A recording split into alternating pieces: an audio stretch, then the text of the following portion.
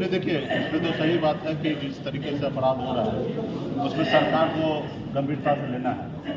उससे ज़्यादा प्रशासन को भी ध्यान देने की आवश्यकता है। जैसे हमें अभी जानकारी मिला है कि इस महीने में ही तकरीबन 2 महीना हुआ और 30 से अधिक जगह गोली चला है, कई लोगों का जान गया है। नमस्कार, आप देख रहे हैं न्यूज़ फॉर नेशन और मैं हूं सांत्वना आपके साथ। बिहार में लगातार आपराधिक घटनाएं बढ़ती ही जा रही है, जहां बेखौफ अपराधियों का कहर बिहार पर बरप रहा है, जिस वजह से लोग काफी दहशत के माहौल में जी रहे हैं। लोगों को काफी परेशानियां हो रही हैं और अब इन आपराधिक घटनाओं से बिहार की राजधानी पटना भी अछूती नहीं रह गई है।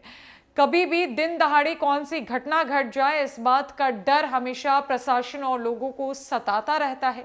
इसी कड़ी में वीआईपी सुप्रीमो और बिहार सरकार के पूर्व मंत्री मुकेश सहनी ने बिहार की महागठबंधन सरकार पर बड़े सवाल खड़े किए हैं। मुख्यमंत्री नीतीश कुमार के लॉ एंड ऑर्डर पर बड़ा आरोप लगाए और कहा है कि इस तरह की घटनाओं पर बिहार सरकार का कोई जोर नहीं है। इस तरह की घटनाएं घटित हो रही है और बिहार सरकार हाथ पे हाथ धरकर बैठी हुई है। उसके तरफ से कोई एक्शन नहीं लिया जाता, कोई ठोस कदम नहीं उठाया जाता और बिहार के लोग डरे सहमे हुए हैं। आपराधिक घटनाओं को लेकर मुकेश सहनी ने क्या कुछ बातें कही है सरकार के सामने, उन्होंने किन किन बातों को रखा है और किस तरीके से महागठबंधन की सरकार को अपने सवालों के घेरे में लाने की कोशिश की है, छोड़ जाते हैं उनकी पूरी बातों के साथ। नहीं, देखिए, इसमें तो सही बात है कि जिस तरीके से अपराध हो रहा है उसमें सरकार को गंभीरता से लेना है। उससे ज़्यादा प्रशासन को भी ध्यान देने की आवश्यकता है। जैसे हमें अभी जानकारी मिला है कि इस महीने में ही तकरीबन 2 महीना हुआ और 30 से अधिक जगह गोली चला है, कई लोगों का जान गया है। तो ये कहीं ना कहीं दर्शाता है कि प्रशासन जो है लापरवाही है, सरकार भी लापरवाह है।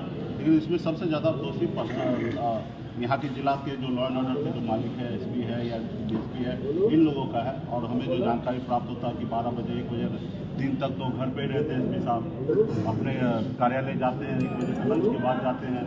उसके बाद थाना पुलिस को तो फायदा होता है, जितना ज़्यादा गोली चलेगा, जितना लोगों का हत्या होगा, मुजरिम पकड़ाया जाएगा तो उसे अच्छी तरीके से उनसे खाना पीना चाय पानी मिलेगा। तो इसके लेके हमें लगता है कि इस तरीके से घटना बढ़ रहा है। इसके लिए तो हम लेटर लिखेंगे, डीजीपी साहब से बात भी करेंगे कि ऐसे पदाधिकारी के ऊपर अंकुश लगाया जाए। ऐसे पदाधिकारी जो काम का नहीं है उनको घर बैठाया जाए।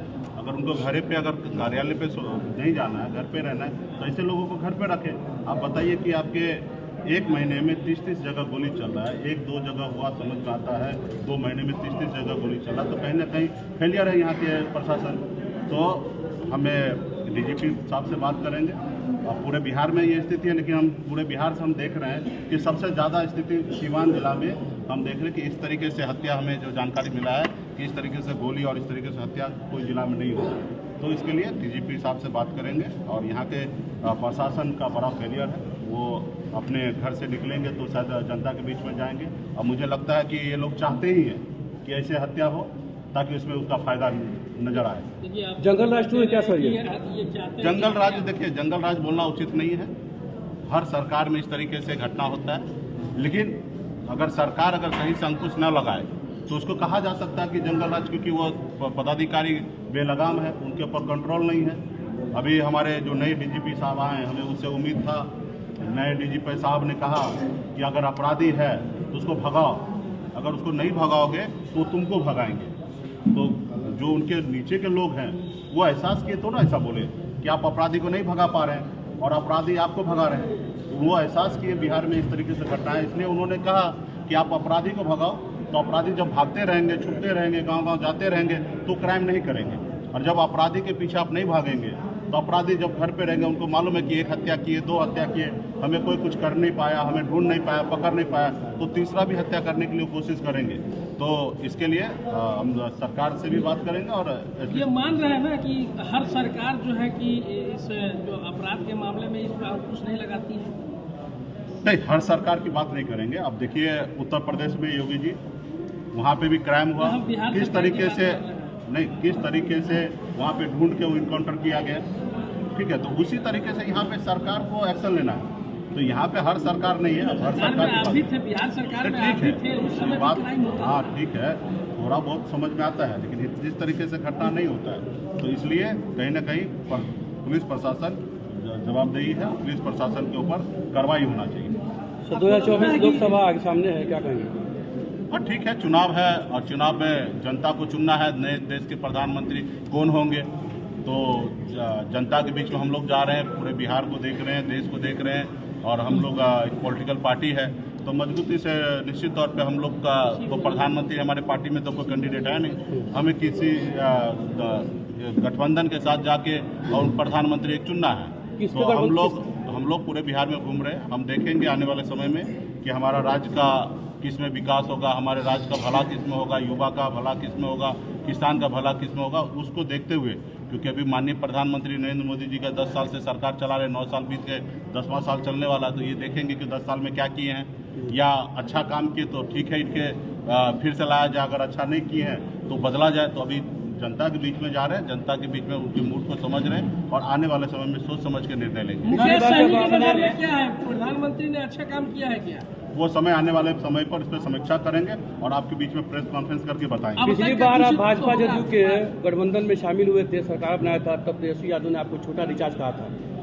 अभी वही देखिए पॉलिटिकल बात है, पॉलिटिकल तरीके से हम लोग संघर्ष करने वाले लोग हैं, ठीक है, और संघर्ष करके इस मुकाम तक आए हैं।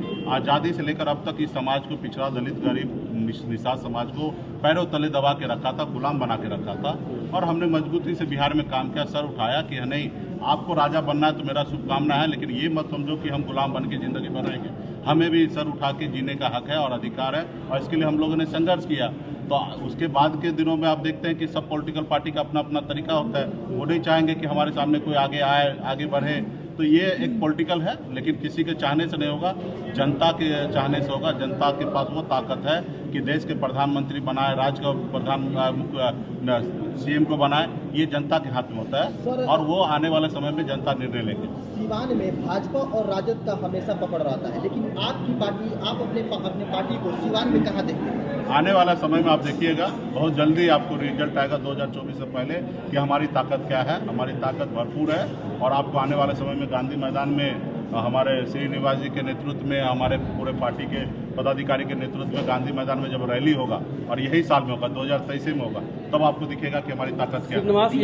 वीआईपी पार्टी में श्रीनिवास जी की क्या भूमिका है? वीआईपी पार्टी के जिला अध्यक्ष है और मजबूती से काम कर रहे हैं, संगठन को मजबूत कर रहे हैं और आने वाले समय में इनके नेतृत्व में हम लोग इस क्षेत्र में काफ़ी जगह चुनाव लड़ेंगे। मजबूत कैंडिडेट बन सकते हैं, वो सब तो पार्टी में देखिए, पॉलिटिकल पार्टी के साथ अगर कोई वर्कर काम करे और चुनाव न लड़े तो फिर किसी पार्टी में आना ही नहीं चाहिए, बाहर से सिर्फ वोट देना चाहिए। तो जाहिर सी बात है, पार्टी के अंदर में रहेंगे, पार्टी के भरोसे पे रहेंगे, पार्टी के सिस्टम पे रहेंगे, तो पार्टी के लोग को ही चुनाव लड़ाना है, बाहर के लोगों को चुनाव नहीं लड़ाना है। अभी एक बार तो हमसे गलती भी हुआ कि हमारे पास समय नया थे, बहुत सारा हमारे पास कैंडिडेट था, कुछ बाहर के लोगों को हमने अचानक कैंडिडेट बना दिया, ऐसे सीट हमें मिल गया जहाँ हमारे अपने प्रत्याशी नहीं था, लेके देखे ना चुनाव जीतने के बाद भाग गए। तो अभी हमारा पहला पॉलिसी होगा कि पार्टी के अंदर में जो लोग हैं उनको ज़्यादा से ज़्यादा चुनाव लड़ाएं और ऐसे लोगों को पार्टी में जोड़े जो संघर्ष करने वाले लोग हैं। रेडीमेड आदमी ना हो, सोने के चम्मच लेके जन्म ना ले, वो ज़मीन पे घुस के एक गरीब का दर्द समझे। जैसे हम लोगों ने 900 रुपये महीने पे नौकरी करके मैं यहाँ तक पहुँचा हूँ, तो मुझे पता है कि गरीबी क्या चीज़ होता है। तो इसको लेके आने वाले समय में संघर्ष करने वाले लोग